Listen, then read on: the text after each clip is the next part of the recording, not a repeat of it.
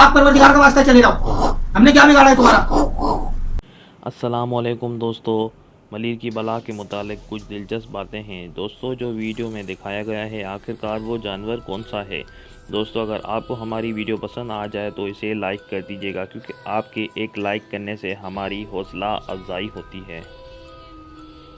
दोस्तों, मलिर की वीडियो के मुतालिक कोई नई खबर नहीं है, चंद रोज़ गुजर जाने के बाद भी। तो मेरे अंदाज़े के मुताबिक ये भी उन झूठी अफवाहों में से एक है जिसकी सच्चाई का कुछ बताया नहीं जा सकता, क्योंकि इतने रोज़ गुजर चुके हैं।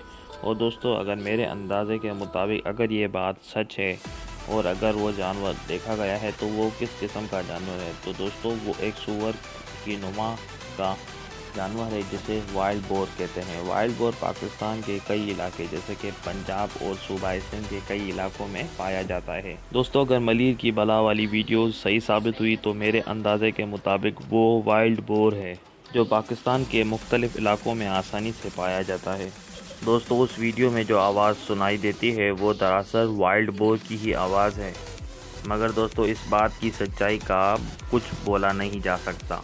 और अब मैं दोस्तों एक ऐसी वीडियो प्ले करूंगा जिसमें ये बताया गया है कि ये मलिर की बला वाली वीडियो एकदम गलत है। अस्सलातु वस्सलाम अलैका या रसूल अल्लाह व अला आलिका व अस्हाबिका या नूर अल्लाह। ये आप देख सकते हैं माशाल्लाह हमारे अरसलान भाई बैठे हुए हैं और ये हमारे दानिश भाई माशाल्लाह मौजूद हैं।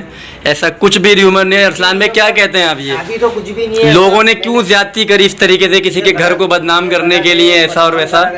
बिल्कुल। दोस्तों, इस वीडियो में साफ बताया गया है कि यहाँ कुछ भी नहीं, ये सब कुछ गलत है, मगर दोस्तों इस बात की सच्चाई का कुछ बोला नहीं जा सकता।